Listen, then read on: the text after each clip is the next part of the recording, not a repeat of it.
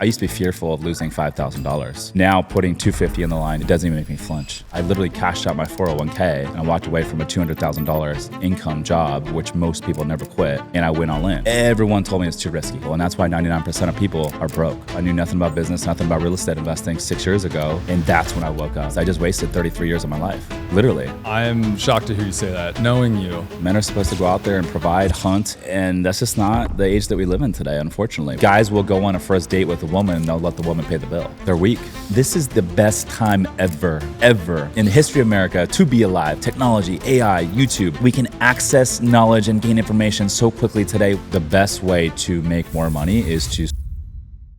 Most men die at 25, but aren't buried until they're 75. I think it's a stat right now. More than 50% of men in the ages between the ages of 20 and 30 live at home with their parents. That's a real thing. I always say months is the best way to measure how much time we have left, not years. Months is the best way to measure how much time we have left. I'm 39. Average life expectancy for a male is 77 years old. I have about 456 months left on this planet. That's going to go by like this. And so back not too long ago, I used to play video games. I used to watch fantasy football. I used to do all the sports stuff. That used to be my excited thing to do. That's what broke people do. And when I realized how short this life really is, when you put it in perspective of 456 months, it makes it a lot easier for me to take action. And it makes it a lot easier for me to realize, hey, I want to build a legacy. I want to build something cool. Happiness stems from growth and progress. And yeah, man, it's sad. It's a sad thing, but it really tells you how low the bar really is for those that truly want this game. And I want it so bad. I want it so bad. I think you want it more than anyone that I've ever seen. Yes. Yeah. And so most men die at 25, but aren't buried until they're 75. It's true. What are you saying about the mental state of men right now? They're weak. They're weak. There's a reason why I hire women on my team, because a lot of men are weak. They're sensitive. A lot of them aren't action takers. The days of us, if you go back to the ancestral period, like men are providers. Men are supposed to go out there and provide, hunt, provide food for their families. And that's just not the age that we live in today, unfortunately, with technology and the way things have maybe from a political standpoint as well. I think less and less men are empowered to go out there and make a name for themselves. And I think a lot of that stems from women don't need men anymore. They just don't. Like, think about how many women now go to college, become a successful doctor, attorney. There's a lot of successful female real estate investors and entrepreneurs. Like, some of the wealthiest women in America are women. Like look at Oprah Winfrey, for example, right? She's a female billionaire. Look at Kylie Jenner, a female billionaire at the age of 20, 21. Like, think about that, dude. And so the days of men needed to be a providers is no longer a thing. And so because of that, I think it's harder and harder as a guy to really find your purpose, find your why, and find your desire. And so as a function of it, I think you're seeing more and more men just decide to stay at home and live in their parents' basement and play video games. Do you think it has to do with comfort? Yes, it's part of it. Think about this, bro. We all live in nice, for the most part, unless you're homeless. Even being homeless, it can be a pretty fruitful thing these days. Think about it. We're not out in the weather. We're not out in the dynamic. We're not in these we don't have these barriers and the pressure behind us to go and grind and hustle. Some of us do, but most people are not cut out for it. Yeah, and then society continues to find ways to make us more comfortable. Yes. All of us, right? They give us these distractions. They also tell us, go get a degree, go get a job. And then that's starting to collapse a little bit given the advent of AI. Dude, I was there, bro. So I was taught from a young age to go to school, get good grades, go to college, get a job. And I did all those things, diversify, play it safe, invest in your 401k. I did all those things. And that was me. And at age 34, I woke up and I was like, dude, what the fuck? This is going to be the rest of my life?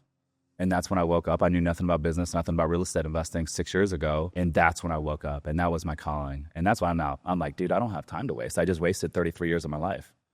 Literally. I was playing Madden, Call of Duty, and I was literally playing fantasy football. I was in 5 fantasy football season leagues. And I would literally have 25 DraftKings lineups on a Sunday, and I'd be glued to the TV, and that was my high. It's dude, now I could care less about football. I'm shocked to hear you say that, knowing you, yeah, and knowing how you operate. I've always been obsessed with something. That was my obsession before. I believe that you were obsessed, and I believe that you were trying to be the best. Yeah, but I think there's this saying, there's this phrase of don't do like a 10 out of 10 execution on a 1 out of 10 opportunity, right? There's so many people I think that are like you that are excellent at things. They get obsessed, they're driven, they go for it. Whatever they take on, they're going to be like the best at. But they do it on 1 out of 10 opportunities. They waste it on, 5 fantasy football teams and sports betting, and they don't know, either they don't know or they don't want to know what it would be like to go and take the leap into something else. Yeah, you got to take the risk. Now I'm playing real life fantasy football, right? And that's more exciting to me. I'm making moves in real life. I'm taking risk, and I'm like, dude, I have 456 months left. I don't want to spend my limited time watching fantasy football, watching sports, playing video games. Like it does nothing for me. Nothing. But it used to, because that was my life and that's all I knew. Was there a moment where you're like, I'm done with this? No. I loved what I did as an air traffic controller, and I love a lot of those people. A lot of them invest with me today. I still miss the career because it's fun. I loved it. I just got over it. I was like, dude, I need to continue growing. I need to continue progressing. And that's when I was like, okay, what's the next thing? And that's when I discovered real estate investing. But I'll say this, man. The last thing I'll say about it is this. It's not just society. I believe this whole thing is a system. And so I believe that you have 3 components: the central government, you have Wall Street, and you have the central banking system. Okay. All 3 of those work together, and they have an alignment of interest and breed middle-class people. And so they want people to sit at home and play video games. They want people to go get a high-income earning job, right? They want you to go to college and get, right? So think about it. They teach you, get good grades, go to school, go to college. When you go to college, you get student loan debt. That's cash flow for the central banking system. And then after college, what do they tell you? Go get a job. And if you get a college degree, you get a high-income earning job. And the high-income earning W-2 jobs pay the highest tax bracket. That's cash flow for the federal government in the form of income taxes. And then what do they tell you? They say, go buy a single-family house, and now you go get locked up into a 30-year mortgage. That's cash flow for the central banking system. And they say, play it safe, diversify, invest in your 401k. They teach you stocks. They teach you the S&P 500. They teach you the NASDAQ index funds. But they don't teach you real estate investing. They don't teach you how to start a business. But when you invest in Wall Street and you invest in a 401k, that's cash flow for Wall Street. And so that's why I believe all 3 of them, the central banking system, the federal government, and Wall Street, have an alignment of interest to breed middle-class people, because without the middle-class people, none of this exists. And so going back to the original quote, yes, I believe that most men die at 25 because of the system. When you start to think about it as a system, and that these people are required to keep the systems running, Mm-hmm. food, the lights, power, internet, all these utilities, waste, like everything, all the components that make up the things that support society. Yeah. You need the middle class people, and you need to create a situation where they have to keep their jobs. So the consumerism, which is capitalism, but the growth and the purchasing and the consuming also keeps people trapped and underwater, because the wages are meant to keep people down and limit so that profits go to shareholders, right? This is the system that we live in. But when you start to think about it like that, what you're saying actually makes a whole lot of sense. Look, dude, I got employees that work for me, bro, but I don't run it like that. I give my employees a split of a rev share. The leaders on my team that earn it get a slice of all the equity of all the hotels that we buy in Summers Capital. And I look at them as partners, not as employees. And so, look, I don't believe in the system. I didn't know anything about how to escape the system. I was not educated on it. And if you are educated on the system and that's your choice to work in the system and you're happy with it, then I think that's perfectly fine and you should continue doing it as long as you're happy. But if you're not educated on it, you need to go get educated. I totally agree. If you're happy in it, I think that's totally fine. Yes. But when you do pull back and you look at it, like there are these components that you're like, oh yeah, that makes a lot of sense. That is how it is set up in design, whether malicious or not. Yeah, but here's the thing. I can't sit here on a podcast, and I talk about this all the time on social and my podcast. I can't sit here and be like poo-pooing the system. I came from the system. But I also can't be sitting here and poo-pooing the system and then have team members that are in the system. And that's why I empower my team members and I make them think like entrepreneurs, and I think of them as partners, and I call them team members. I never call them employees. Yeah, I agree with you. All right, next one. Rich Summers. The most Kassidy Warren, let's go, baby. Let's go. Yeah, this is fun, dude. All right, the most successful people in the game have survived seasons after seasons after seasons where the hard way is the only way. The game is earned, not given. Yeah. This one's really good. So, we're on a podcast right now. 80% of podcasts die within the first 10 episodes. That's just a fact. Okay. But everyone looks at these people that have big podcasts, and I think Joe Rogan is probably the prime example. Joe might be the most powerful man in the entire world. Joe has done 3 episodes a week for 16 years, never missed an episode. Shown up 3 times a week for 16 years, never missed an episode. Do you know how hard that is? And when you go take 2 weeks off, 3 weeks off vacation, that means you got to pre-record 9 episodes. You know how hard that is? For 16 years. And Joe might be the most powerful person in the entire world right now. He has the ability to pick up the phone and call presidents, ex-presidents, celebrities, movie stars, any professional athlete, Elon Musk, Jeff Bezos, and any of those names. Anyone in the entire world will drop everything that they're doing to go hang out with Joe. And it's not because of his UFC stuff with ESPN. It's not because of his stand-up comedian stuff.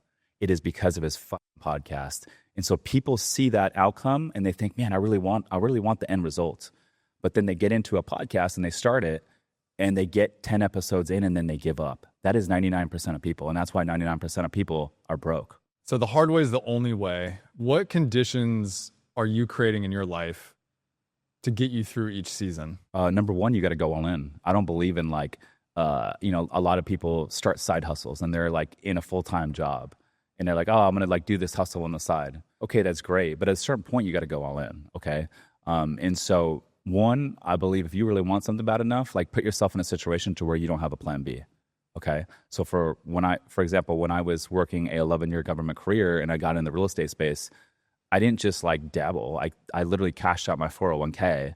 And shortly after that, I quit my job and I walked away from a pension. I walked away from all the benefits and I walked away from a $200,000 income job, which most people never quit. And I went all in. But when I burned those boats, I cashed out the 401k. I leave that career. Everyone told me it's too risky. Friends, coworkers, colleagues, even family members. Everyone told me it's too risky and all the risks that are aligned. And so I knew in that very time, there's no way in hell that I'm going to go back. There's no way in hell I'm going to go back, right? That's going all in. And so guess what? Since then, there have been a lot of ups and downs. There's a lot of fires to put out. Every single week, there's dozens of fires to put out. That's part of the fucking game. The mistakes are inevitable. I make mistakes every single fucking week. I empower my team to make mistakes every single fucking week. But because I don't have a backup plan, we always figure it out. And so for anyone listening right here, I think the biggest misconception is to think that everyone has it figured out. I think it's easy to open up your phone and look at social media and scroll through TikTok and scroll through Instagram, and all you see is highlight reel after highlight reel after highlight reel. And all you see is all these wins. But what you don't realize is all those people out there, including the big names, the Jeff Bezos, the Elon Musk, the Mark Cubans, all those names. Dude, my biggest takeaway is no one knows what the fuck they're doing, bro. No one knows what the fuck they're doing. Some people did it anyways. When Elon Musk was getting started, no idea what he's doing. He did it anyways. Jeff Bezos started Amazon in a fucking garage. No idea where it was going to go. No idea what he was going to do. But he did it anyways. When I started, I had no idea I was going to buy real estate. I did it anyways. Some of these fucking hotels we buy, I'm like, I don't know how I'm going to buy it, but we're going to figure it out. We fucking did it anyways. And so once you realize that all those successful people out there don't know what the fuck they're doing, but some did it anyways, and the only thing that separates you and all those people out there is that they took action and they did it anyways. And the same thing is for you. If you're listening to this right now, take action. You will figure it out if you want it bad enough. And that's how the game works. Should everybody become an entrepreneur? No. Why? It's not, bro. A lot of people glamorize being an entrepreneur. And they're like, oh man, it must be nice. The money and the limelight and all this stuff. And dude, they don't see what goes on behind the scenes. There's so much that goes on behind the scenes. You're always working. That's why I said, when I hear people talk about they work 4 hours a day, they don't have a team, they're remote. I'm like, dude, you're not really in it, bro. You're not really in it.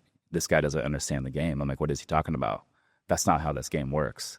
If you want to become the best, you are in there building it with your fucking team, putting in 12-hour days, and often working Saturdays and Sundays. You're missing a lot of friends' outings. You're getting a lot of phone calls. You're getting pulled in a million directions, left and right. You have to have tough conversations all the time. You have to hire and fire people. There are so many things that go on in the back end of becoming an entrepreneur that I think a lot of people don't realize. And I think, quite frankly, a lot of people are just not cut out for it. And it's okay. The game is not for everyone. If it was for everyone and it was easy, then we wouldn't have the middle class, right? We wouldn't have the middle class, and we would not have a government. We would not have Wall Street, and we would not have a central banking system. It is not the game for everyone. And that's why I believe that, I really think that to be a successful entrepreneur, you have to be cut out for it, and you have to be willing to go all in. You have to be able to bet on yourself. You have to be able to take risk and make decisions without knowing the outcome. Can you tell me about maybe one of the hardest moments that you've had as an entrepreneur? That's a good question, man. There's so many. There's so many. Was there one where you just were ready to give up at all? Never. That's the crazy thing. So all these crazy things that I've gone through, and shout out to Alex Johnson, by the way, our director of investor relations. She's been ride or die with me from the jump. Me and Alex always joke, we always figure it out. And from the outside looking in, I think people think it's all buttoned up and dialed, but I'm we're always just figuring it out as we go. And that's the fucking truth. And that's how most people probably operate in the space. But we look at them on social media and we're like, man, they have it all figured out. But there's so many, dude. There's so many. Having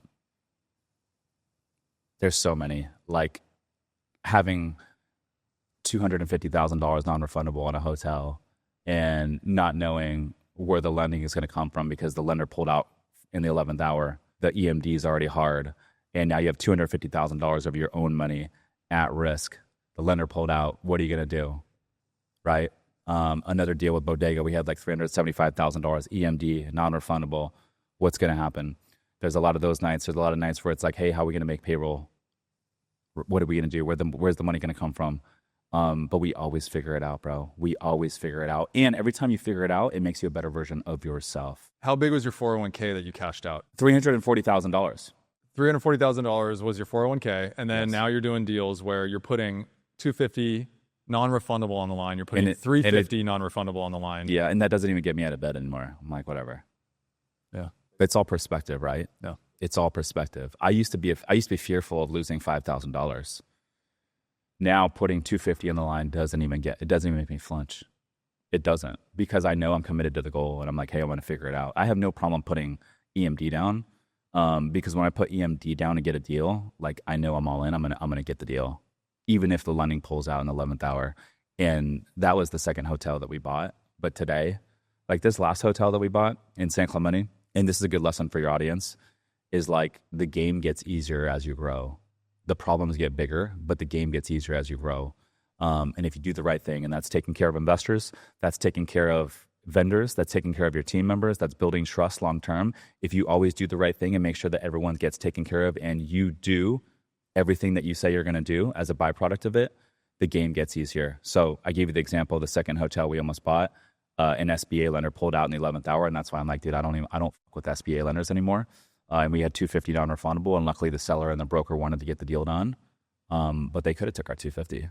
And we got the deal done. But to give you an example of how the game gets easier, the last hotel that we just closed, the Surf Break Hotel, up in San Clemente, we had a lot of lenders that wanted to lend. We had a dozen lenders literally within the first 3 days that the loan package went out.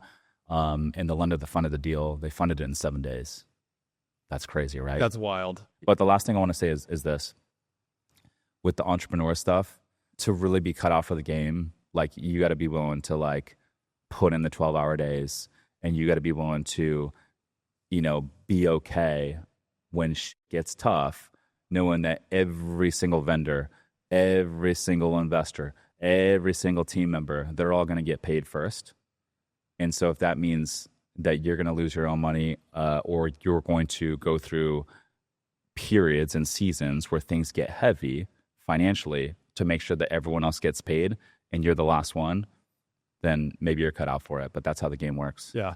And that's how it works. That's how the game That's works. the only way to grow. Only way to grow. Yes. Some people get lucky and they start doing 100K months right out the gate, but that's not the way it works. I want to share one more thing. You asked me what the hardest thing was. The hardest thing was this. It was spring of 2024, and I had just gotten out of a relationship, right? And so she left me, and actually I sent her home. She left me, and shortly after that, I lost a couple team members. And literally right in that same period of time, we had just renovated Hotel Zendel. We had just literally put a $1.4 million full reno in this thing. We did the grand opening party. And then literally right after that, we had San Diego had record rainfall. The most rain San Diego's ever seen in like a 44-year span. All the buildings downtown got flooded out. Our office got flooded out. Podcast studio, even where I live in a brand new A-class building, got flooded out. The hotel got flooded out. 6 of the rooms got affected. And we had to shut the hotel down. It was a big loss. The insurance company didn't, and this is a learning lesson on my end. One of my team members, the one that resigned, she had a phone call with the insurance company, and she told them the wrong information, and they used that against her, and they canceled the whole entire policy. So we had a $600,000 loss on that hotel, and she literally dips out. Insurance is not going to cover a dime, and so I'm like, holy shit, what am I going to do? So I had to go over to the hotel, shot a video, shot content, figured it out. We got a couple teams in, remediation team. We had contractors come in. I shot a video. We sent it out to the investors, gave them an update. I'm like, hey, this is what's going on. This is what we're doing to mitigate it. This is what we're doing moving forward. And so looking back, it was a very, very tough season for me, but it made me so much fucking stronger. And what I did was it forced me to hustle. It forced me to go sober. That's when I stopped drinking. And that was the best thing that I ever did for myself. Is I gave up the alcohol and I really dug in. I got focused. We hustled. We figured it out. And we used streams of revenue from the other businesses to make sure that all the investors got paid. They never missed a distribution. Made sure that all the lenders got paid. They never missed a payment. We got the hotel back up and running, and now we're rocking and rolling. But that was a tough season for me, and it made me a hell of a lot stronger. It forced me to become a better leader and a better version of myself. I remember that time because I think that's when I kind of came into your world through the mastermind. And I think right after that, yeah, certain doors won't open for you until you become the version of yourself that can walk through them. Every time you become a new version of yourself, a new door gets unlocked. And that was that prime example right there. I needed to become a better version of myself in order to open a new door. And so right before I met you, that was me working on my version of myself so I could meet you in Cabo San Lucas. In Cabo, that's right. Let's go, baby. That was the start of... But you were saying what? I just remember thinking how committed you were to making sure that the investors were taken care of. And the reason I'm talking about this for people listening is because you have to look at your business. You have to figure out who your customers are in your business. And you have to be someone who's willing to do customer service for your customers. And in the real estate world, it's your investors, right? They are your customers. They're not the guests at the hotel. They're not the people that rent the storage units, whatever. It's the people that you have relationships with that are giving you money, right? But it's not about the money. It's about how you take care of them, how you communicate with them. And so I think you put a lot of money on your line, if I remember correctly, like with that specific deal. And I remember thinking like, I hope I have a problem that big to solve in the future where I have a hotel that floods and I'm able to go create content and I can go be in the situation where I can go take money out of my own personal account and go distribute it out to the investors so that I can take care of them the way that they've been investing with me. 100%, dude. That's right. And that's how this game works. Like, for anyone listening to this, like, if you want to build a big thing, you have to take care of everyone involved. And so for us, like, I'm going to build $1 billion real estate portfolio with Summers Capital. And I know the only way to fucking do that is to take care of all my investors, always do what I say I'm going to do. And then all of our lenders, always take care of them no matter what happens. All of our vendors, everyone on our team, our VAs over in the Philippines, all the on-site staff at all the hotels, like literally everyone. And that's how you win the game. You build trust. And you do it at scale, and you repeat the process. That's right. All right, next one. Rich Summers, friendly reminder. If someone tells you that your dreams are impossible, they've revealed their limits, not yours. The majority of the people in this world are naysayers. The majority of the people in this world are pessimistic. It happened when I was leaving my 11-year government career and cashing out my 401k to get into real estate investing. Everyone told me it was too risky. Everyone told me why it was not going to work. Friends, family members, coworkers, colleagues. And my biggest takeaway is this, looking back, all those risks are real. So put some weight on them. But on the other side of the balance scale is another risk. And it's this. I could be 80 years old one day, laying in my bed, staring at the ceiling, kicking myself because I never fucking tried anything in life. How about that risk? That's a risk too that a lot of people don't allude to. And so when I think of it big perspective, like, you got to stop going to like people closest to you for advice. Most people, unfortunately, go to their friends, their family members, their spouse for advice. But in all reality, those people have not done what you're looking to do. So if you're looking to get into real estate investing, why are you going to go talk to people that have never invested in real estate? If you're looking to go start a business in the fitness space, why are you going to go get advice from people that have never started a business before? They might not even be in shape, and you're going to go take fitness business advice from someone that's not in shape and never started a business before. So one of my favorite lines is, stop listening to the people closest to you and start listening to the people closest to your dreams. It's the quickest way to improve your life. Why do people feel like they need to project their own insecurities onto other people? Because it makes them feel better. It validates why they're not taking action. Yeah, I think it keeps people safe in their own world. Yeah. People are so focused on others, and then you put yourself out into the spotlight, you put yourself out in the limelight, and it creates somebody that they can go project their own insecurities onto and tear down and comment on, and they turn into a spectator. There's that quote about the man in the arena, right? That you're not, and I don't know the full quote right now, but basically you're not really doing it until you step it in the arena. You want to become the man in the arena, but let's take a football team, for example. There's 22 players on the field. Mm-hmm. How many thousands of fans are in the stands? And then how many millions of people are watching? So you got 22 people in the arena, Mm-hmm. and you've got millions of people outside of the arena commenting, cheering, jeering, throwing, whatever insults. And that's what I feel like it's like as being an entrepreneur, someone putting yourself out there, is that you're in the arena doing it, and there's a lot of spectators that are projecting their own things onto you while they sit in the stands, and that's all they can do is just comment. Monday morning quarterback.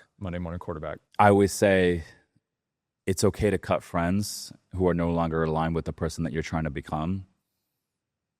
You can't grow with people that don't like how growth looks on you. And unfortunately, I think a lot of people are afraid to have those tough conversations. They're afraid to cut out certain friends. But in all reality, like, you have to cut people out of your life in order to grow. There cannot be any growth without change. And so I used to be around a lot of people when I was younger that were like naysayers, pessimistic, always have some sort of input and judgmental people. And I just thought that was normal. Like growing up, I just thought that was normal. I'm sure like you probably had some of that. I'm sure people listening to this right now, like I'm sure you guys all have someone in your life or you grew up with someone that was like that. I just thought that was normal as part of the game. Like these were friends of mine. And they would always be like pessimistic and be like, hey, that's never going to work. Like, why are you doing this? Why are you doing that? Some people probably have relationships to where their spouse, their partner is like that. And I just want to say, like, I want to put it out there, like, that is not normal. I've removed all of that from my life. Like one of my best friends growing up, I had to remove him from my life in 2021. It was a very tough conversation. We were best friends for like 18 years, but him and his girlfriend were very pessimistic, very judgmental. And I had to have a very tough conversation. I was raising money for my very first deal in 2021, apartment building out in this is the Arbors Townhomes, 150 units out in Greensboro, North Carolina, which we still own today. I was raising money for that deal, and I remember, and this is in 2021, I remember talking to him about it, and he was like, why are you coming at me asking me for money? Why would I invest in your deal?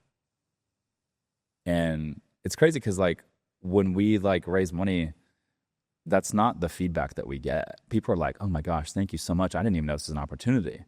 I'd love to learn more. Or if they're not interested, they'd be like, hey, like now's not a good time, but please keep me in mind for the next time. And good luck with your raise. Good luck with your deal.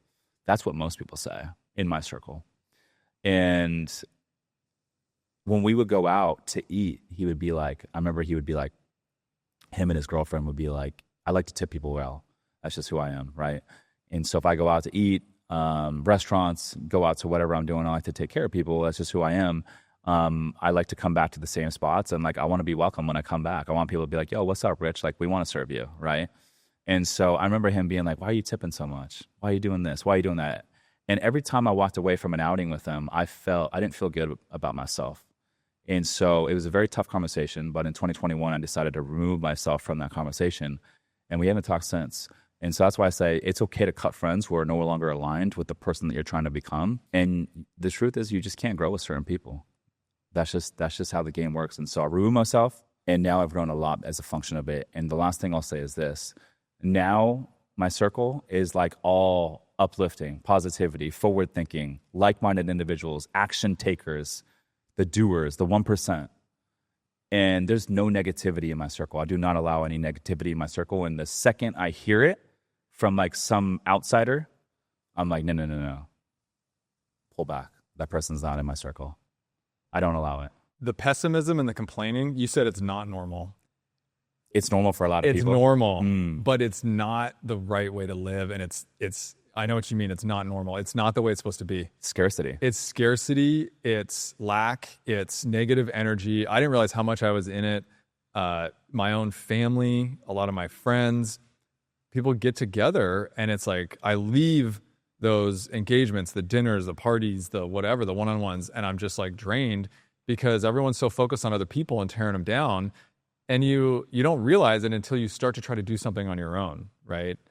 Once you stop complaining, or even if you're aware of other people and the negativity that they bring, you'll start to see it more and more and more. And it's going to become this thing that you can't ignore any longer. You're going to recognize it in your own behavior. Once you cut that out, that's when things change, because then you have the confidence to go have the conversations with your friends, with your family, or not even have it at all. And you can just stop talking to people. And like, that's that, right? And I think that's okay, because what got you here won't get you there. And who got you here won't be the same people that are with you in the future for your next level. That's a really good takeaway. And in 2022, I had to remove myself from my partners. My same two partners that we were all air traffic controllers together. We all cashed out our 401ks together. We all bought our first couple apartment deals together. I still own a couple deals with them today. But in 2022, I had to have a very tough conversation and remove myself from that partnership for the very same reasons that you're alluding to right now. We had a different level of risk tolerance. They didn't believe in a lot of the same visions that I did. They did not want to put out content. They didn't want to go all in on the podcast. We had a podcast together.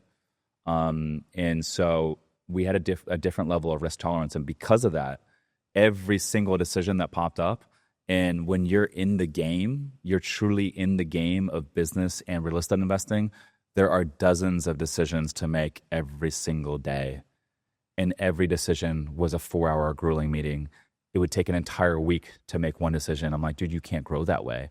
And so I realized that I was no longer going to reach my full potential under that partnership. And they were very, very risk averse. And that's not how this game works. Like, you have to be okay with the unknown. You have to be okay with the fact that things are going to pop up. And when things pop up, you have the resources, the wherewithal, and the intelligence to go out there and find a solution and push through it. And so I had the tough conversation. I ended up splitting up with them. And I said, it was tough because we had investors, we had deals together. At the time, we owned 3 deals together. Today, we still own 2 deals together. And I said, you guys keep the podcast.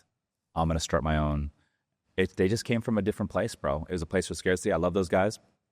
Nothing bad to say about them. But the crazy thing is this, bro. I just found out that one of them is back at the air traffic control place. Damn, what happened? And they stopped doing the podcast. They haven't done the podcast since July of last year. And I don't know. I haven't talked to them. But I was at an outing, and I ran into one of my old coworkers for the first time in a long time. He was like, hey, your boy's back at the air traffic control facility. I'm like, what boy? He's like, your old partner. I'm like, that's crazy.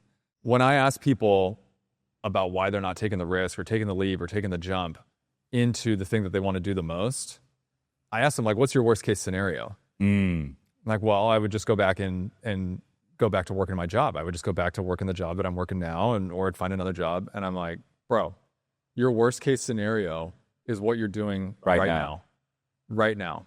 When you realize that life is short and the amount of time that you actually have to go after your dreams and do the things and have an able body, and that you're living your worst case scenario right now, like how much more motivation do you need to just go all in? Like go experience life, become the biggest version of yourself that you absolutely can become. Like to hear that you were playing Madden or fantasy football is wild to me. My other mentor, Dan Martell, to hear and look and see where he was to where he is now, I'm seeing real time with you who you used to be to who you're becoming and who you're going to become in the future. And that for me is proof. And that's why like getting around your mentors and really thinking about what you want out of life and just fucking going for it is the only option in life. Whatever it is. Yeah. If you don't have confidence, go give yourself a reason to be confident. And I always say, action leads to competency. Competency leads to confidence. But the last thing I'll say about what you just alluded to is this. It's funny because I hear a lot of younger people that are in their 20s, early 30s, and they're like afraid to take a risk. And it's like, dude, when you're in your 20s, like, what do you have to lose? You have nothing to lose. This is where you should be taking all the risk. You have no kids, you're not married, you don't have any money, you're broke, you're working at a job you fucking hate. Like, what are you afraid to lose? You have nothing to lose at that point. And so why wouldn't you go all in? Why wouldn't you go all in? If I would have spent the time that I spent dedicated to corporate in my 20s, I can't even tell you where I'd be right now. And it's not out of regret. Me too. I don't regret it. I don't think about it that way. I just think about, wow, I went so hard for another company. If I would have done that for myself, I just can't even imagine what's possible. And so part of me is like making up for that time and like going all in and trying to experience the world and meet as many people as I can and go have as many amazing conversations as I have. But do you feel, because I have a similar background, right? I spent 11 years working in a government career and I forfeited 11 years of my life doing this. But do you feel like that step was necessary for you to actually be where you are today and actually appreciate where you are today? 100%. Yeah, that's why I don't regret it, because I am who I am today and it's giving me the thing. But there are parts of me that are like being in that culture, that government, because I didn't have a specific government job like you, but it was very close to being a government job. They gave me a ton of opportunity. They let me go do my thing. I hopped around. I did a lot of great things there, but the culture keeps you small. It's just built, like when we talked about systems earlier, the capitalistic system and creating middle class, in government type jobs, the culture does the same thing. It creates and molds you into what they want you to be inside of that system. And that was totally against who I was. And so the only regret that I have is that I do believe that being in that culture for so long kind of with my mind a little bit and my confidence to take more risks, to take more action, to envision my future self a little bit. So I'm like breaking out of that. I'm not blaming them. I'm not saying any of that. It's just kind of a recognition that if you're in a culture like that, the longer that you stay in there, the longer you're going to be affected, and it's going to be harder to make the leap, to make the jump, to fully step into everything that you've been trying to do. At least that was my experience. Oh, for sure. 100%. Yeah. 100%. But you did it. I did. And I'm going to keep going hard. You broke out of the system. I did break out of the system, and I'm still going. So, all right, next one. Decrease the time between having an idea and executing, and everything changes. Money loves speed. Poverty loves indecision. This is a good one. This is a really good one. This is the number one thing that I hammer with my team. I'm like, I don't care if you guys make the wrong decision. I want a quick decision, and let's roll this out quick. The more time that you allow to give yourself between having an idea and actually doing the thing, the less likely that you're actually going to do the thing. Most people have an idea, and then they go into a planning phase. And then after they had come up with the plan, then they take action. But the problem with that's most people. The problem with that is the plan is never going to be perfect. Conditions are never going to be perfect. It's never going to be the right time to start. There's always going to be a million reasons not to start. And so people actually never end up starting.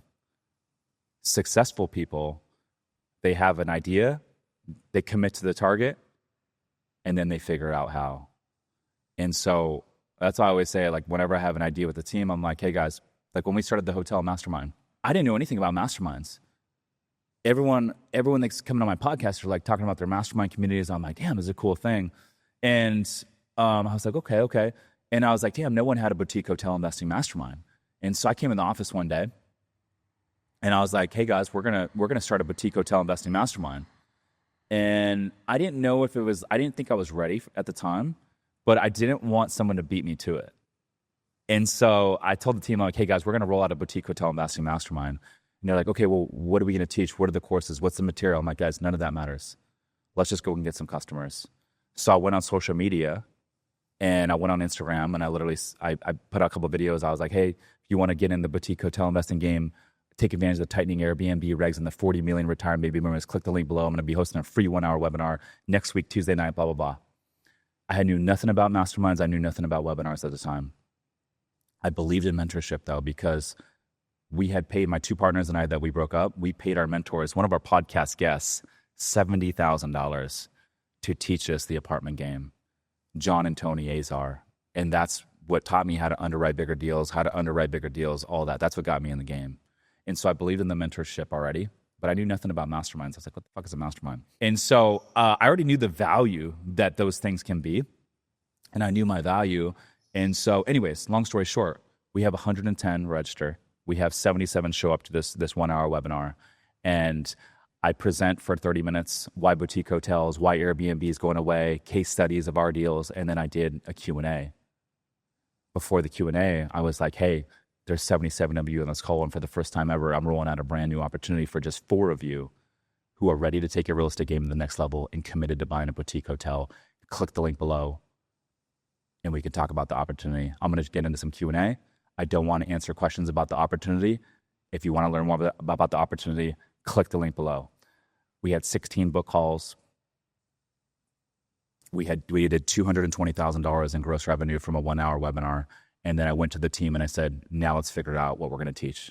And that's the birth of the mastermind. And so to go back to the original quote, that's how I operate.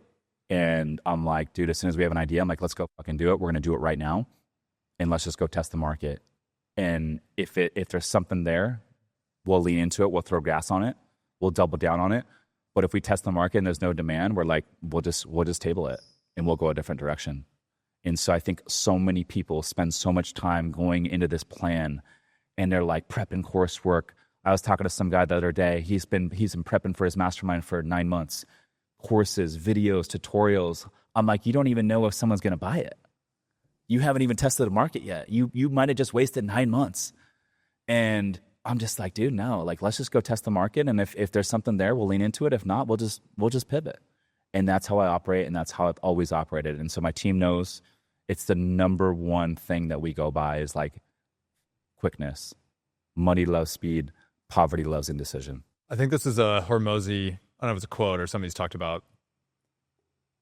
Most people are like, oh, I'll have a due date of like next week. So 7 days from today to figure something out. If you can decrease the deadline of a decision from 7 days to 1 day, you've just 7x'd your output. You can create 7 times more opportunities by just decreasing the time it takes you to make a decision.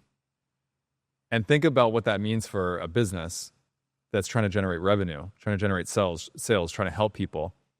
If you can implement something 7 times faster, bring on 7 times more customers, whatever that is, what does that actually mean for you from a revenue standpoint, right? If you did 250 on your launch, now we're talking 1.4.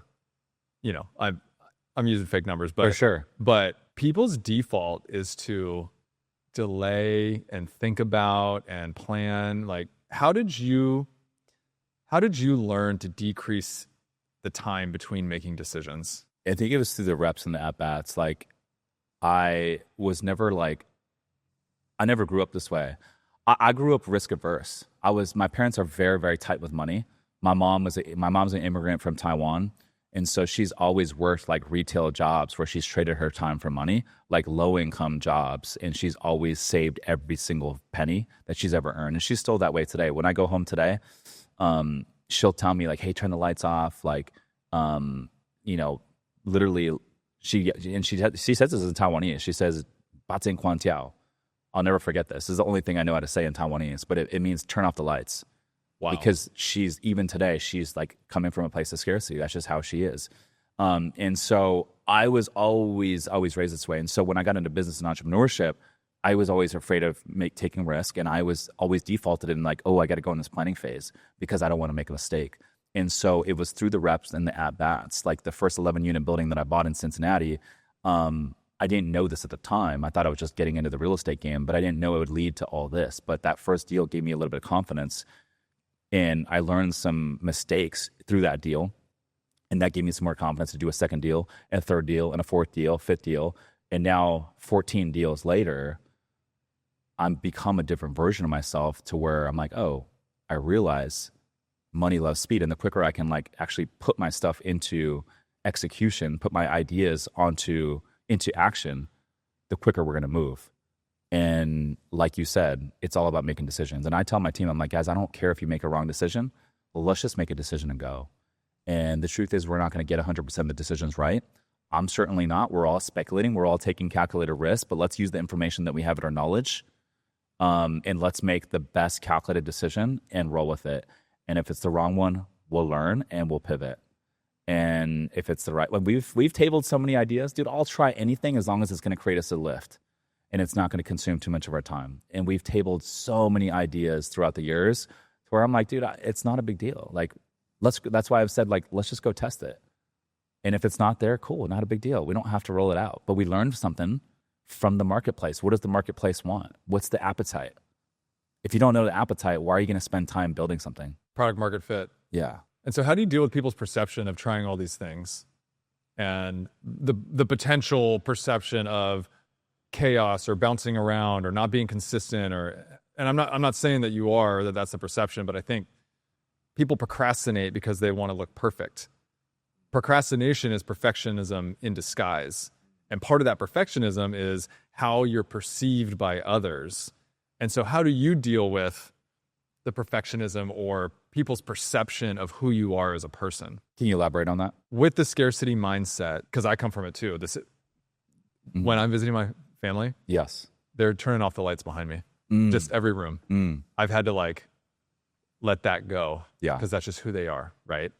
But so I come from the same world, and it's in me too to want to be perceived as having my shit together. And I think that's where a lot of people's indecision comes from, or procrastination, is they want to make sure that when they show up, everything looks good, it's all turned on. We spent all this time on building the setup today. Want to look perfect, quote unquote perfect, right? If you are trying a bunch of different things and they're not working, quote unquote not working, people might think something about you. And again, I'm not saying directly you specifically, but I think for me or others that are in this position of like, how do I try things? How do they then fail or not work? And then how do I deal with what people think of me based on I'm going to try a bunch of stuff and not be perfect at it? I think the easiest way is just to like be open about all your wins and your losses. Like I talk about everything with like everyone. So like my team, we do a Monday morning L10 meeting every single morning. We all have our KPIs. You saw our content KPIs yesterday. That's just like 5% of our total KPIs. All of our stuff's out there. And so my team knows what we're doing, the pivots, the stuff that we test, the stuff that we table, the wins, the losses, where everything is. And, by you having a podcast, that's also another very good platform to put yourself out there. And I would challenge anyone that is maybe dealing with that same notion that you're dealing with, in that the more genuine you are and the more you talk about everything that you're doing, the more people that are going to be gravitated towards you, the more trust that you're going to build at scale. And ultimately, people do business with those they know, like, and trust. Obviously, not everyone's going to be gravitated towards you. That's just part of the game, and that's okay. And so I say, fuck it, like, talk about everything. Like, I'm very transparent, and I think transparency and authenticity is what sells. And so I think a lot of people are afraid to put stuff out there. I'm like, dude, put it out there. Put it out there, and that's how you win the game. If you want to make real money, shake more hands, be useful to people with big money, solve rich people problems. You don't need one more degree. How do you become useful to rich people? You have to solve big problems. There's so much money out there in the world. The federal government has printed 80% of the money supply since 2020. There is so much money out there that everyone can win. You just got to go out there and get it. And so the best way to make more money is to solve bigger problems. And you need to solve those problems for people that can afford your services. And if you think about it, people that have money understand the game. They're busy too. They have problems. They understand the game though. When we raise capital, my investors that invest 300K, 400K, 500K, like one of our investors, every time we have a round, he's in for $300,000. The only question out of his mouth is, what's the wire instructions? But when we get on a new intro investor call, and every now and then I'll make an exception with an investor to come in below the minimum. But in the past, anytime I brought in someone below the minimum, not all the time, but sometimes, those are the ones that are going to ask 99 questions, jump on call after call after call. And don't get it twisted. I'm always more than happy to jump on and walk through an investor through all the scenarios. But a lot of the ones that take a lot of your time call you after the fact, hey, something came up. Can I get my money out? Da, da, da, da. Asking a million questions. Those are the ones that are investing with a scarcity mindset. And so I just tell those people, I'm like, hey, I don't want your money. I don't think that you should invest with us. It's not going to be a good fit. I'm like, you should go do this instead. And so you don't know what you don't know, but as you grow through the game, you get to recognize who you want to invest with you and who you don't want to invest with you. And so the same thing goes with what we're talking about. Solve bigger problems, and that's how you make more money. There's a lot of money out there. The bigger the problem you solve, the more money that you'll make. Yeah, and there's this idea of like, oh, well, I want to help people that need help, or the regular guy, the average Joe, like whatever you want to say. There's this idea of like, well, I want to stay small and I want to help these individuals or these types of people. Then do that. You're going to have a lot of headaches, and you're going to have a lot of people pulling you in a million directions, and you're not going to make any money, and you're not going to pour into your customers because you're not going to be making any money. You got to take care of yourself first. Make sure that you're getting paid and compensated fairly for your time, and you actually have clients that you value. And that's how this game works. Look at the Airbnb game. We got, we have luxury Airbnbs, and we got a couple Airbnbs that we manage for clients out in Indianapolis, where sometimes middle of the week rates are like $59, $69 a night. Those $69 a night Airbnb guests are the ones that are complaining the entire stay, and then at the end of the stay, they ask for a refund. The $5,000 a night Airbnb guests out in Scottsdale, those are the ones that check in, they drop $20,000 in a stay. You never hear from them, then you drop you a 5-star review. So which client do you want to serve? And then if you're solving rich people problems, this is the thing where people get mixed up. If you're solving rich people problems, one, you are building a bigger business so you can pay yourself, you can live the life that you want.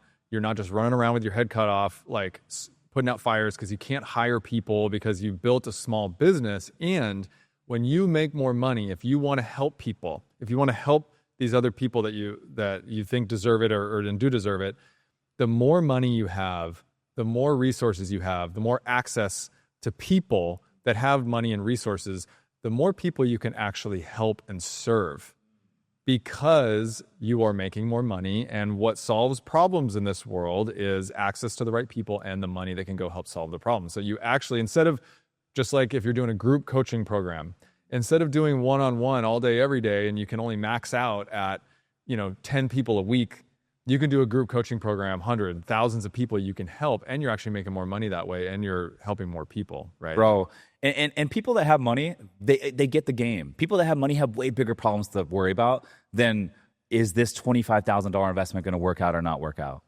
Is this $2,000 deposit, is this going to work out or not? What's the biggest risk around it? People that have money, they have way bigger problems to worry about. Yeah. Like when I get on a call with a freaking like vendor and like we're going to do some sort of third party thing, like I don't know, like I don't like all the fluff. I'm a no fluff type of guy. I'm like, I don't have time to waste. What's the price? I'm ready to move forward. I don't need all the fluff. And so tell me the price and let's rock this, or I'm not going to do it. Rich people pay for convenience and speed. Yes. Rich people pay for convenience and speed. Here's the secret. For anyone that's in a service-based business, let's say you're a landscaper, there's no difference between you doing landscaping on an expensive neighborhood versus a lower-class neighborhood, other than the customer and the amount of money that you'll get paid for the same amount of work. All you have to do, show up, do the work that you said you were going to do, communicate with the owner, and you will be able to charge whatever you want to charge, because that's what rich people want, is they want to not have to think about it. They want to know that you're going to show up and do a good job, and then they appreciate you, right? Just because they're not sitting there talking with you for an hour or all of that, they pay for convenience and speed, and then just knowing that the job got done. I will say this, man. What a beautiful time that we live in. Regardless of all the hoopla, all the naysayers, all the bad news in the marketplace, like, this is the best time ever in the history of America to be alive. Technology, AI, YouTube. We can listen to podcasts like this and listen and learn more listening to a podcast than we can going to a 4-year university. And so the ability to like literally gain information and gain knowledge, which is what the game is all about, is literally at the tip of our hands. And we can access knowledge and gain information so quickly today. We can like literally have an idea on a Sunday night, and we can roll out the idea and start a business on Monday morning. We have social media. 4.8 billion people are on social media. 4.8 billion with a B people are on social media. We have 40 million baby boomers retiring in the next 6 years. This is the greatest transfer of wealth in American history. Currently, the baby boomers own about 51% of wealth in America, and the millennials own less than 10%. All this wealth is going to transfer, all these businesses, all the real estate. And so if this does not get you excited, this game simply, it might not be for you. But man, I'm excited. I'm amped up. I'm fucking pumped up, man. I cannot wait to get it. This is just the fucking beginning, man. And for anyone listening to this right now, if you position yourself correctly, if you are an action taker, you ask questions, you're curious, you learn, you're always reading, you're always listening to podcasts, and you do the right thing and you become a good person and you treat others well, you're going to have more opportunity than you ever thought were possible over the next 6 years. I'm so excited. The most dangerous man is a focused man with no distractions and a life partner who holds him accountable for turning his dreams into reality. You had a reel that went viral a while back. It was you and your girlfriend, and there was some text. There was no speaking. It was a bunch of images and video of the two of you separately, and there was a bunch of text. I'm going to read some of the text that was on there. Yeah. She was perfectly created as a woman. I was perfectly created as a man. She doesn't need to work because I like to provide. She likes to nurture. We do everything together. They say you can't find love at a bar. I say create your own reality. And read the beginning of that. What was the beginning of the hook? She was perfectly created as a woman. Was that the hook on that one? Okay, got it. So, by the way, shout out to my girlfriend, Presley. Amazing. I'm so proud of her. Amazing human. I'm so proud of her. She was a bartender for many years. She would drink at the bar while she was working. I actually met her at the bar when she was drinking. And, but she's been sober for 260 days now. And it's completely changed her life. Like, completely changed her life. She is in the best shape of her life. Her mindset is completely shifted. She's growing.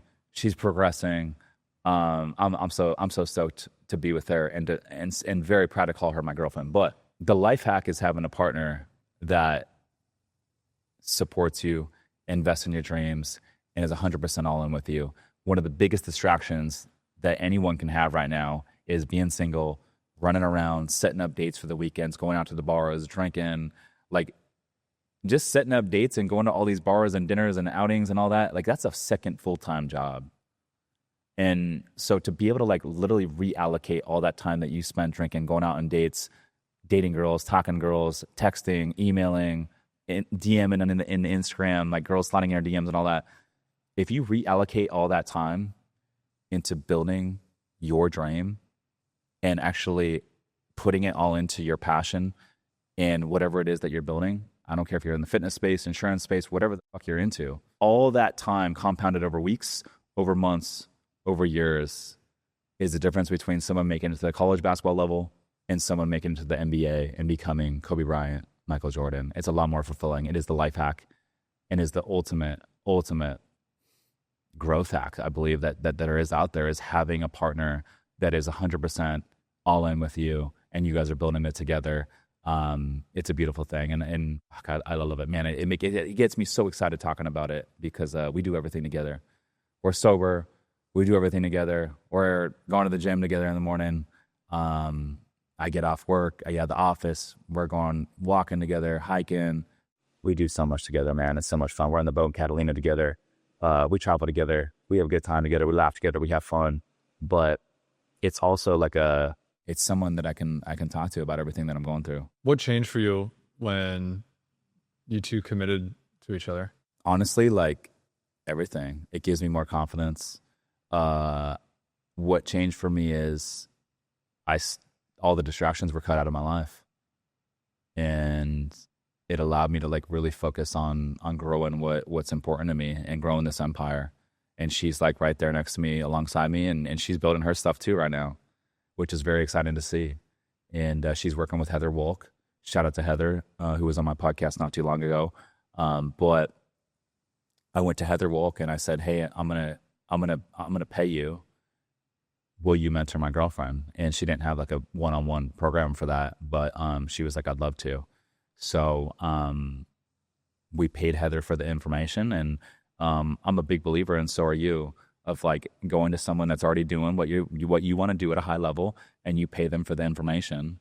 And so that's what we did with Press. And so now Press is working directly under Heather, and she's building her fitness brand, and she's going to have her own fitness brand online, which is really cool. So I'm excited for it, and I'm excited to see all the growth. But dude, I'm telling you right now, it is the biggest life hack to have a partner that's that holds you accountable for reaching your full potential.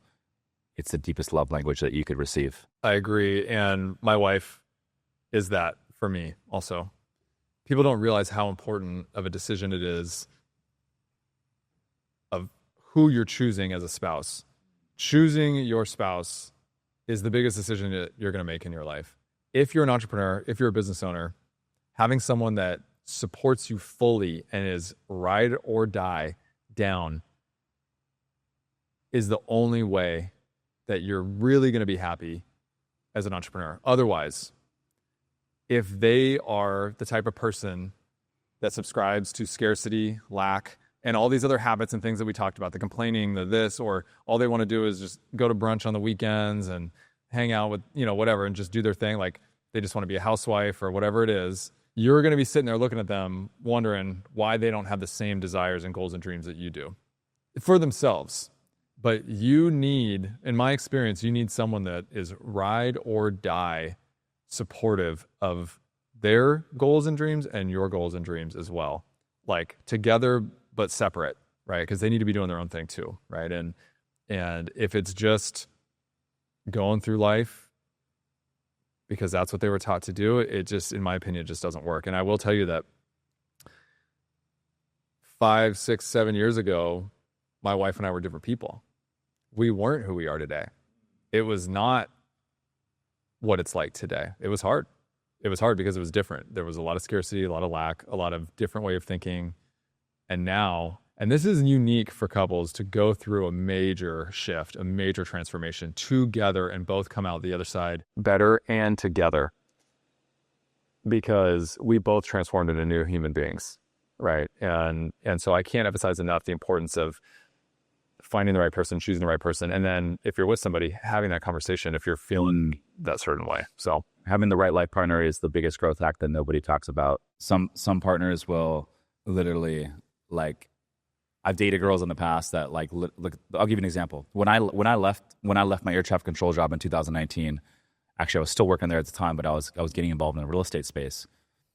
Dude, I was busy. I was like studying real estate. I was working 56 hours a week. We were living together, my girlfriend at the time. And she felt like my desire to get into real estate was pulling away from our relationship, and it was. And she didn't support it. And so I remember what that felt like. But I ended up breaking up with her as a function of it. And now I've built this whole thing, and now she's trying to slide back in. So that's why I say having the right life partner is the biggest growth hack that nobody talks about. The right one will make you dream bigger after each conversation. The wrong one will wash away all your ambitions. Choose wisely. That's so true. Hot take. A woman who owns real estate is more attractive than a woman who owns an OnlyFans account. A woman who owns real estate is more attractive than a woman who owns an OnlyFans account. I think there's a stat out there. I'm going to look it up right now as we speak. But I believe that there's more women officially in America that own real estate than men. I'm going to look this up. while we talk. Let's Really? see. What percentage of women in America own real estate versus men? Single women in America own a greater percentage of homes compared to single men. A recent study by Lending Tree found that single women own approximately 13% of owner-occupied homes, while single men own 9.8%. So that's data that's on the internet. Women officially own more real estate than men in America. And that's exactly what we were talking about earlier, how a lot of men that are in their 20s right now are living at home in their balanced basement, playing video games, watching fantasy football, and women are out there making a name for themselves. They're hustling, they're getting bags, and they're buying real estate. It's the same reason why, and I didn't do this by design, but I did this from trial and error, is, hiring men and women on my team. I've realized that women are just the better ones for the job. They're less sensitive, they work harder, they're more dedicated, they're more loyal, they show up to work on time. The men are the ones that are sensitive, their feelings get hurt, they don't take constructive criticism very well, they're not loyal, and most importantly, they're the ones that are in it for the long haul. And so for me, man, if you look at my team, it's mostly all women. I do have a couple guys on my team, and they're great. I love them, but the majority of my team is woman because of it. I just think they're the better ones for the job.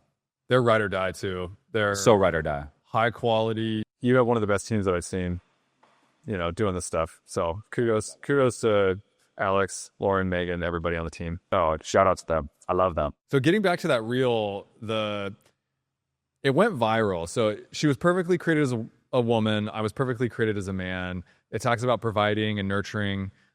Why is this such a controversial take for people? I think because you've seen a lot of transgender stuff going on over the last 4 years. I think a lot of kids these days don't even know if they're a boy or a girl. I think it's cool if you want to change your sex or whatever. I think that's cool, but I just don't think that should be pushed onto our public school system. I don't think that stuff should be literally glamorized on social media. I think if you look at who is it? Who's Kylie Jenner's dad? Yeah, Bruce Jenner. Caitlyn. What's her name now? Caitlyn. So Caitlyn Jenner, right? Yeah. Look at Caitlyn Jenner. Caitlyn Jenner got into some legal trouble, I believe, ran over and almost killed someone. And then a couple months did kill someone. Yep. Okay. And then 2 months later was named National Woman of the Year. I also don't believe that people, men that become they go over to become a woman, I don't think they should be competing in Olympic sports and in any athletic sports for that matter. I wouldn't be stoked if I had a daughter and she lost out to a guy that became a woman. I don't think that's cool either. I have no shade on those people. If do what you want to do, I respect it. I have a lot of friends that are homosexual. I don't think I have any transgender friends, but if you are transgender, I'm cool, do it. I just don't think that it should be glamorized. And so you think, well, so let me ask, because I think it's interesting the language in this reel about created as a woman, created as a man, nurture, provide. Where are we that those words? Everything's reversed. Everything's reversed. Look at it. The women are owning the real estate. The guys are at home playing video games. It's wild. I didn't grow up that way. You did not? No. I mean... You believe that the man should be the provider? No. You don't? No. I just mean, not talking about trans rights or anything. I'm talking about, I would never be able to sit on the couch and just play video games. I was raised to go work. Yeah. For better or worse. Happiness stems from growth and progress. I agree. That's where it comes from for me. Yeah. Legitimately. It's not wanting to wear myself out. It's not wanting to take less money than it's about building something. Let me ask you this. When you went out on a date with your wife for the very first time, who paid the bill? I paid, of course. Okay, so a lot of men that go on first dates with women, they split the bill on the first date. Who? Or they're okay letting the woman pay the bill. Are you serious? Oh yeah, this is a known thing. Yeah. I haven't dated in 15 years, so. Sure, this is a known thing, but this is why the roles are reversed today. Guys will go on a first date with a woman and they'll let the woman pay the bill. It's a known thing. That's what I'm saying. Now the roles are reversed, bro. Interesting. I didn't know that. I mean, is that socially acceptable? Look, if a guy wants to do that's how you know you're at the wrong table. Like when you go out to lunch, you go out to dinner, and I see this happen all the time. You know, you'll see a group of friends or whatever. The bill comes and everyone gets out the calculator and everyone's like, okay, this is what you owe. This is what I owe. I didn't have a drink, so I'm going to take this up. What do you owe? Put the money in. I'm like, bro, that's how you know you're sitting at the wrong table. When you level up in this game and you're sitting at the right table, everyone's fighting over the check. They're like, dude, no, I got it. Sometimes when I go out to eat, like I'll just get up like before the bill even comes and I'll just slip the server my credit card and I'll be like, hey, make sure this is taken care of because I don't want anyone else to beat me to it. But that's how you know you're sitting at the right room. Yep. And you're sitting at the right table. I do the same thing. And I've done it even when I didn't even really have the money.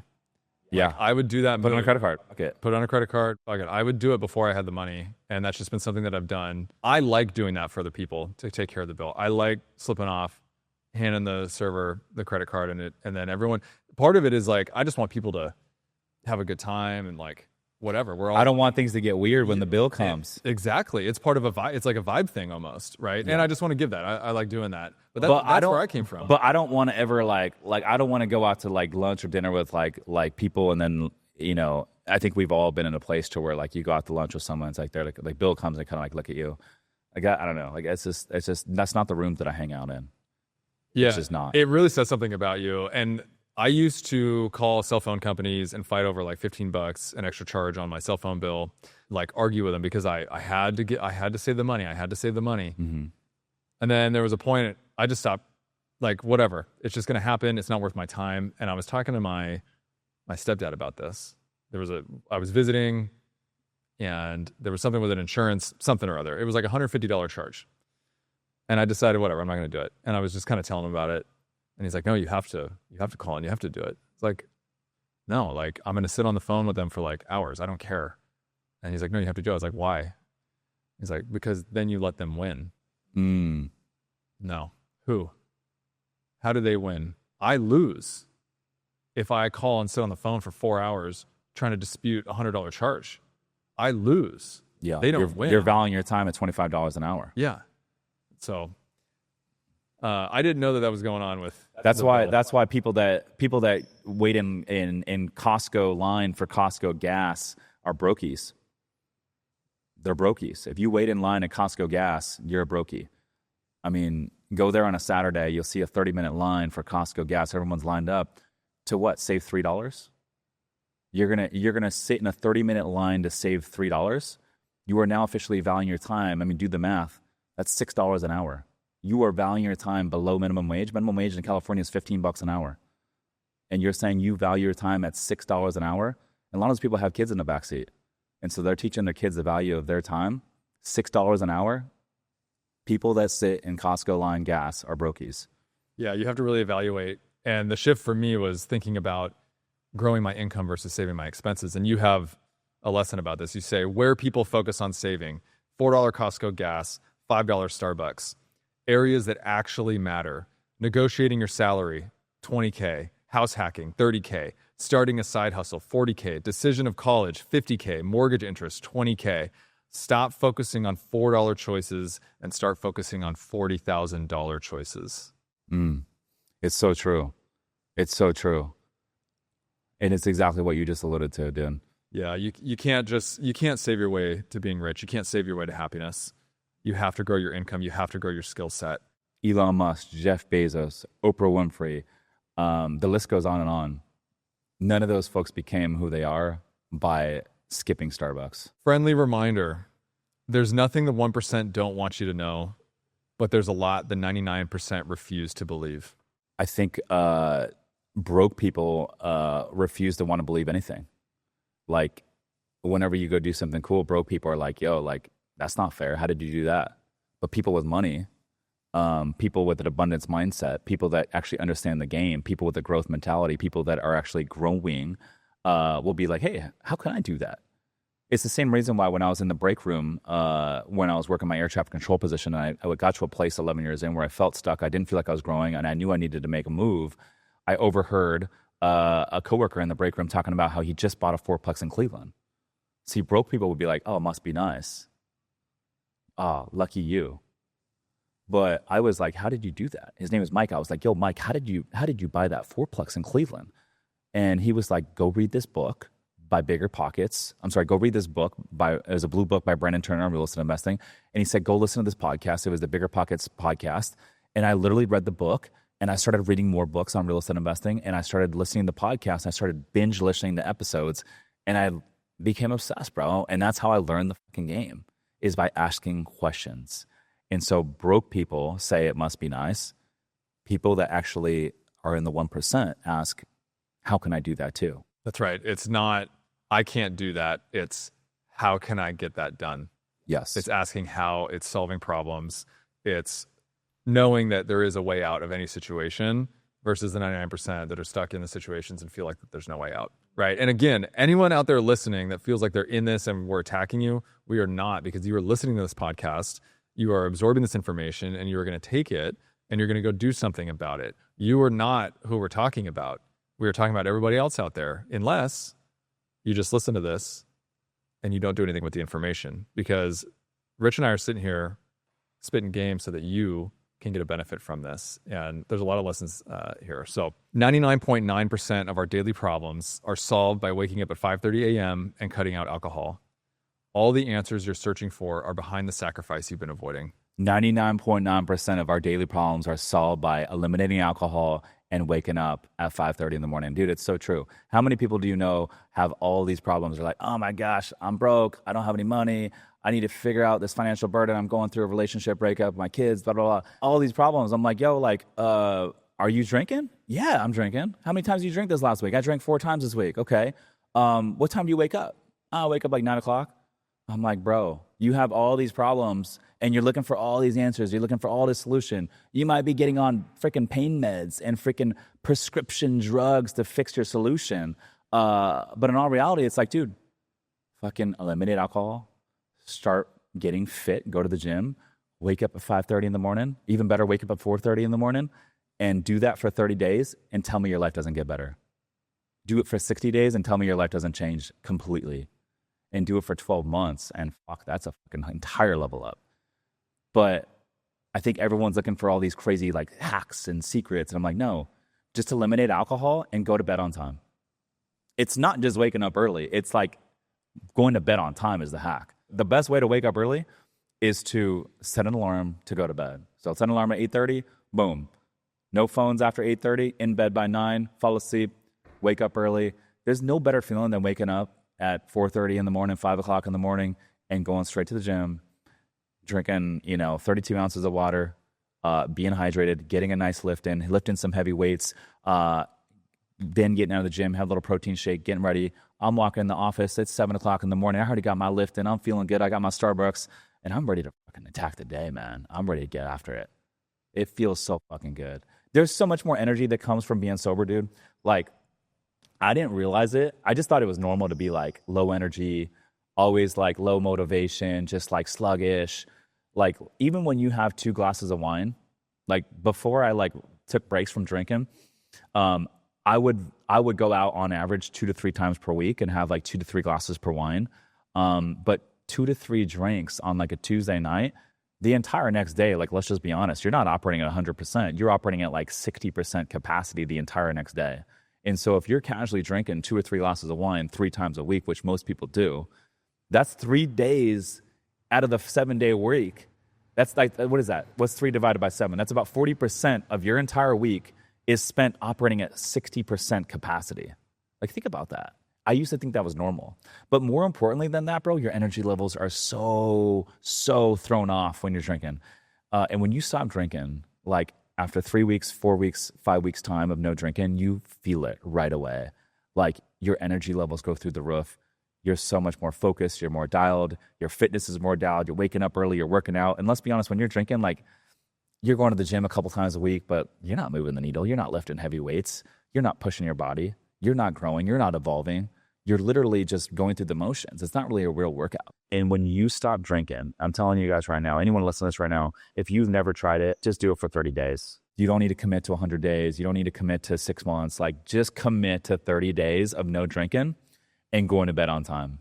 Set your alarm at 8:30, be in bed by 9, wake up early, go to the gym, lift heavy weights, and fucking drink a lot of water, and don't drink alcohol, and do it for 30 days. I promise you, you will get to the end of the 30 days, and if it's for you, you are going to keep it going. If it's not for you, you're hanging out with the wrong people, you don't like it, then that's fine. At least you said you did it, and you're going to give yourself a reason to, like, you know, be confident because you know you can do it. But if it's for you, and you actually have something genuine to build that you care about and you're passionate about, it will fucking change your life in so many fucking ways, dude. It is one of the biggest hacks out there. When I stopped drinking, I still remember getting home and like sitting on the couch and being like, oh, I've got a lot of time on my hands. Oh my gosh. It frees up so much time. I could not believe how much time I had. I had to figure out what I wanted to do. This is before I was like really doing anything entrepreneurial. I had to figure out what to do with my time, right? So anybody that's out there that's like, oh, I've always wanted to do this, or my morning routine, or I want to journal, I want to do some breath work. You want to do all this stuff. If you take one thing away from this podcast right now, like tangible thing, Stop drinking. stop drinking. And again, you don't need to commit to it long term. Just try it for 30 days. Yeah. If it's for you, you will keep it going. But just try it for 30 days. And I didn't realize it until, I think I did like 75 days, and then I drank for a little bit. And when I went back to drinking for a little bit, I noticed it. I was like, oh my gosh, I'm so sluggish. I noticed how sluggish I was. I was like, oh my gosh. And then I did 100 days no drinking, and it felt so great. And then I went back to drinking for like literally like 3 days, and I was like, dude, it's not for me, man. I went back on it. Why do you think alcohol feels like such a sacrifice to people? Because I think that a lot of people are not comfortable in their own skin to go out to social events, to go on dates, to go to networking events, to go out to dinner, and be in social settings and group settings without alcohol. I think they needed to let their guard down. I had that same limiting belief. And then what I realized is I can still go do all these activities that I want to go do and be sober. I literally just have some sparkling water. I learned to fall in love with Topo Chico, Pellegrino, little side of lemon, side of lime, and I'm good to go. And so I can go do that and go out and, you know, hit all these like events. But like you said, it's the biggest time hack ever, because all of a sudden you wake up and you're like, wow, I have my entire weekend to go focus on whatever it is I want to focus on. And so if you're looking for time and you're struggling, looking for time, like the solution is in what we just mentioned. Yeah. Give up alcohol and go to bed early. Yep. And I have a calendar invite in my phone because I run my life by my calendar. I also have my phone automatically switch everything to gray screen at 8 o'clock at night. So my phone is completely gray. So if I try to scroll or do whatever, there's no dopamine hit. There's none of that. And I'm asleep by 8:30 or 9 o'clock every single night. And I'm up at 4:30 or 5, depending on the day, or if I need a little extra half an hour. I love working out every single day. If you're drinking and going to the gym, what you don't know is that alcohol actually prevents the synthesis of protein, and you're putting on more fat and you're not actually synthesizing the protein that you're eating. So drinking is holding back the gains in the gym. Yep. And your ability to burn fat diminishes. I think it disappears for like a X amount of period. Exactly. And so something that helped me to quit, recognizing it not necessarily as an addiction, but as a habit. So if you think about all the good habits that you have now and going to the gym, this thing, it's a habit. By the way, I got to take a photo of this. Yeah. You said going to the gym is a habit? So basically recognizing drinking as a habit rather than an addiction, if that feels better for you. Because if you start to think about it as a habit, your body is trained to drink at the same times every day, or on the weekends at a certain time, or it's habitual, and you can break a habit, you can create a new habit. And so for anyone out there, if you're struggling with quitting drinking or getting sober, or even if it's not drinking, if it's Xanax or prescription drugs or whatever, think about it as a habit, and you can break a habit, you can change a habit, and you can turn it into a good habit. It doesn't always have to be considered an addiction for you to want to change it or be able to change it. And if you're struggling to like give it up, like you could be hanging out with the wrong people. And so, like I said at the top of the show, it's okay to cut friends. You don't need to do it forever, but like you need to remove yourself from certain circles for a season so you can go focus on other things for a season. And yeah, I think it's the biggest hack out there. Some people blame their circumstances for not winning. Others decide it will be part of the story they tell once they win. Choose wisely. What story are you telling? I'm telling a story of someone that literally knew nothing about business, nothing about real estate at age 33, and came into the game and built a really big thing over time. I'm just getting warmed up right now, 6 years in. But, when I hear people that say, oh, it must be nice, or, oh, I missed that train. I hear it all the time with the podcast. I'm like, oh, people are like, oh, I missed that boat. I missed that train. I'm late to the party. I'm like, no. Like, think about the podcast. Like, the podcast right now, in 2019, we had about 274 million podcast listeners worldwide. In 2024, we ended the year with 504 million podcast listeners worldwide. The number of podcast listeners is essentially doubling every single 5 years. It's undervalued attention. And so when people say, oh, I'm late to the game, I'm like, no. Podcast game is just getting warmed up. And so is a lot of things. And so you came from a corporate background. You were late to the party. Think about all the cats that are like in their young 20s right now, killing it, like big social media brands. They got podcasts, just killing the game, and they're building companies. Like, think of how many years head start they have on you. Same thing for me. I mean, I didn't learn the game until 33. I didn't even discover the game until 33, and I just wasn't introduced to it. I was hanging out with people that they didn't know about it either, and so I just woke up one day at 33, and I'm like, okay, wow, this is like really cool, and so. The story that I'm telling is like, it's never too late to reinvent yourself. Never too late to reinvent yourself. And, even if you're in your 40s, you're in your 50s, you're in your 60s, it's like, dude, if you want to go do the thing, go do the thing. How many months do you have left? What is it about the urgency of time for you? I have 474 months until I hit age 77, and that's 77. How many months do I have until I hit 60? I don't know. But I also think that, like, taking action keeps you young. If you look at Grant Cardone, Grant's 67 years old right now, and if you talk to him, I mean, he's just getting warmed up. Like, this is just the beginning for him. I see other people that are 67, and they don't look like Grant. You see a lot of people that are in their 40s, and, like, they don't look good, bro. I was doing air traffic control. A lot of air traffic controllers, you're forced out of retirement at age 56. It's a mandatory retirement age. And a lot of those folks retire at 56, and they're dead within 12 months. Alcohol, diet, out of shape. They're not growing. They have nothing. They have no purpose in life, and they die. I experienced the same thing in corporate. People would retire, and within it's sad. A week, so many times within a week, within months, them or their spouse were dead. I saw it in my own family. There was a couple family members were supposed to retire and live in Hawaii and live on an island and split their time and go live this life. And she got extremely sick, like the moment that they were ready to do that. And I look at people that are in their 20s and wish I had the extra years, but I'm not regretting it. I want to go I don't even care about legacy. I want to go show people what's possible. I want to show people what's possible late in life. I'm 38 years old. I'm turning 39 this year. Let's go, baby. Let's just get warmed up. Go. I'm just getting warmed up for real. Yeah. There's going to be a transformation, and I have a lot to thank for you for a lot of my journey and what I've been doing. Starting this podcast obviously has a lot to do with what you've taught me and been around. And so, this is just the beginning for you, bro. And I will say that, like, everything that you're building right now, the brand, the podcast, you're speaking on the Boutique Hotel Mastermind, like you're one of the thought leaders, and you're touching a lot of people right now, and a lot of people look up to you. And I've always thought this about you, but like I genuinely feel this about you. Like I think that the world would be a better place if there was more people like you. And I think the best thing that you could do right now is just continue to double down on everything you're doing. And I cannot wait to see where this goes for you, bro. I cannot wait. I appreciate You're that. building a big thing, bro. I am building a big thing, and I appreciate that. And, the question was about what story are you building? And a lot of people say, oh, I didn't expect it to get this big when they reach that level, but I am visualizing and I am moving towards something very big, and my expectations of what it is are big, and I'm going to savor every single moment. I'm going to appreciate every single moment.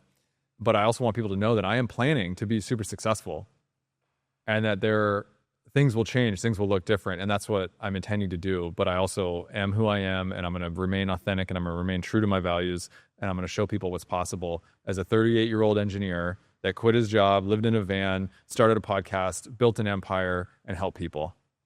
And I appreciate you so much, Rich, for doing this. This has been absolutely incredible.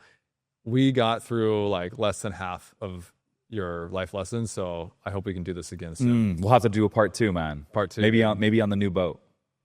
On the boat, for sure. Yes. See, we didn't even get to the boat. Well, as always, everybody, I'm Kassidy Warren. He's Rich Summers. This has been For Your Own Good. Peace. Peace. Let's go.